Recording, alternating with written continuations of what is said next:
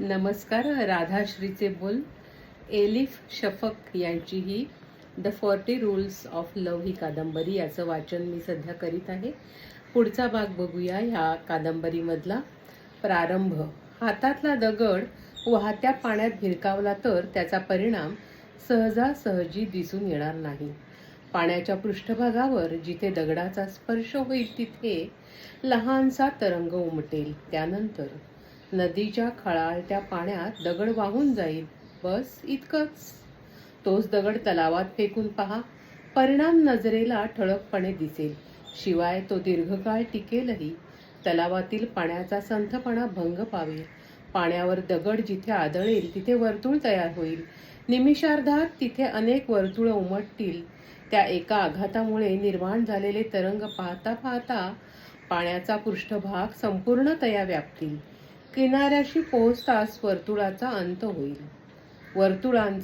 होईल. दगडाचा आघात नदीपात्रात झाला तर नदी तिच्या आधीच्या ओघवत्या प्रवाहात त्याला सहजपणे सामावून घेईल. तिच्या दृष्टीने त्यात काहीही वेगळं नसेल, काहीही नियंत्रणाबाहेर नसेल. मात्र हाच दगड तलावात भिरकावला तर तलावाची अवस्था कधीच पूर्ववत होणार नाही. गेली 40 वर्ष एला रुबिनस्टाईन हिचं आयुष्य तलावातील शांत पाण्यासारखं होतं. सवयी, गरजा आणि आवडीनिवडींचं सहजगत्या अनुमान लावता येईल असा क्रम होता. अनेक प्रकारे सामान्य आणि एकसुरी आयुष्य जगताना तिला कधी थकवा जाणवला नव्हता. गेल्या 20 वर्षात तिच्या मनात आलेल्या प्रत्येक इच्छेला, तिने मैत्री केलेल्या प्रत्येक व्यक्तीला आणि तिने घेतलेल्या प्रत्येक निर्णयाला तिच्या वैवाहिक जीवनाच्या चाळणीतून जावं लागलं होतं. तिचा नवरा डेव्हिड हा यशस्वी दंतरोग तज्ज्ञ होता. तो कष्टाळू होता. त्याने अमाप संपत्ती कमावली होती. आपण नवरा बायको एकमेकांशी खोलवर जोडलेले नाहीत हे तिला ठाऊक होतं. परंतु वैवाहिक जोडप्याने भावनिक स्तरावर जोडलं जाणं अत्यावश्यक नसावं असा विचार ती करत असे. विशेषतः इतकी वर्ष विवाह झाल्यानंतर तर नक्कीच. विवाहातील उत्कटता आणि प्रेम याहीपेक्षा महत्त्वाच्या समजून घेणं, जिव्हाळा, कणव आणि क्षमाशीलता, व्यक्तीकडून अपेक्षित अशा सर्वोच्च कृती यांसारख्या बाबी होत्या. या सर्वांच्या तुलनेत प्रेम दुय्यम होतं. कथा, कादंबऱ्या किंवा शृंगारिक चित्रपटामध्ये भेटणारी मुख्य पात्र नेहमीच सरसकट जगण्याहून विशेष ठळकपणे वेगळी दाखवली जात. अशा पात्रांकडून व्यक्त होणारं प्रेम एखाद्या कपोलकल्पित आख्यायिकेसारखं असे. एलाचं सर्वप्रथम प्राधान्य तिच्या मुलांना होतं. कॉलेजमध्ये जाणारी तरुण सुंदर जेनेट आणि ऑर्ली व अवी हे जुळं. त्यांच्याकडे 12 वर्षांचा स्पिरिट नावाचा गोल्डन रिट्रीव्हल कुत्रा सुद्धा होता. रोज सकाळी फिरायला जाताना तो तिची आवर्जून सोबत करत असे. अगदी पिल्लू असल्यापासून तो तिच्या आनंदी सहचराची भूमिका बजावत होता. आता त्याचं वय झालं होतं. तो गलेलठ्ठ झाला होता. त्याला अजिबात ऐकू येईन असं झालं होतं. दृष्टी देखील अंधुक झाली होती. स्पिरिटचा अंत जवळ आला होता. परंतु तो अमर आहे अशा कल्पनेत रमणं एलाला आवडत असे. तो तिचा स्वभावच होता म्हणा. सवय असो किंवा अवस्था किंवा विवाह, अंत अटळ आणि स्पष्ट आहे हे जाणूनही कोणाच्या मृत्यूची कल्पना ती करू शकत नव्हती.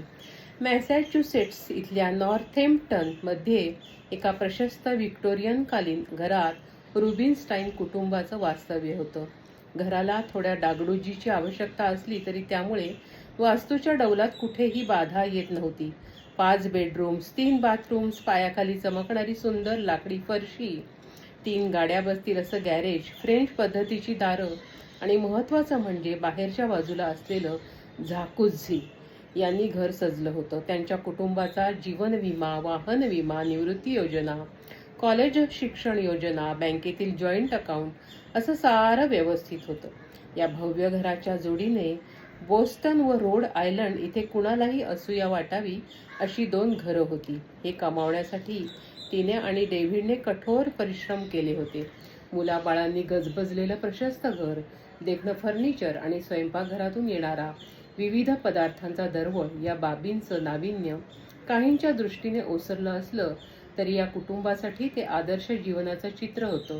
जोडीने पाहिलेल्या स्वप्नाभोवती त्यांच्या वैवाहिक आयुष्याची गुंफण झाली होती. पाहिलेलं प्रत्येक स्वप्न पूर्ण झालं नसलं तरी ठरवलेल्या बहुतांशी गोष्टी त्यांनी प्राप्त केल्या होत्या.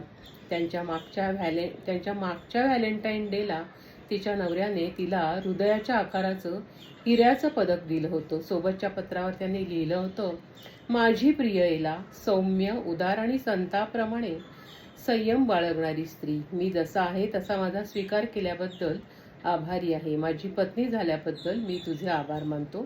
तुझा डेव्हिड.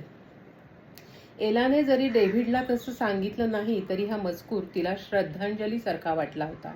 तिच्या मनात आलं होतं, माझा मृत्यू झाल्यावर माझ्याबद्दल असंच लिहिलं जाईल आणि हे सगळे जर प्रामाणिक असतील तर कदाचित पुढील प्रमाणे लिहितील. संपूर्ण आयुष्य नवरा आणि मुलांना केंद्रस्थानी ठेवणाऱ्या एलाला जीवनातील खडतरतेशी जुळवून घेत जगण्याचं तंत्र अवगत नव्हतं. वाहत्या वाऱ्याला तोंड देणारी ती नव्हतीच. सवयीच्या कॉफीत बदल करणं सुद्धा तिला प्रयत्नपूर्वक साधावं लागलं असतं. म्हणूनच लग्नानंतर 20 वर्षांनी 2008च्या हिवाळ्यात तिने जेव्हा घटस्फोटाचा अर्ज केला तेव्हा त्यामागचा कार्यकारण भाव समजून घेणं कोणालाच शक्य झालं नाही. धन्यवाद. राधाश्रीचे बोल. पुढचा भाग देत आहे द 40 रूल्स ऑफ लव्ह याचा.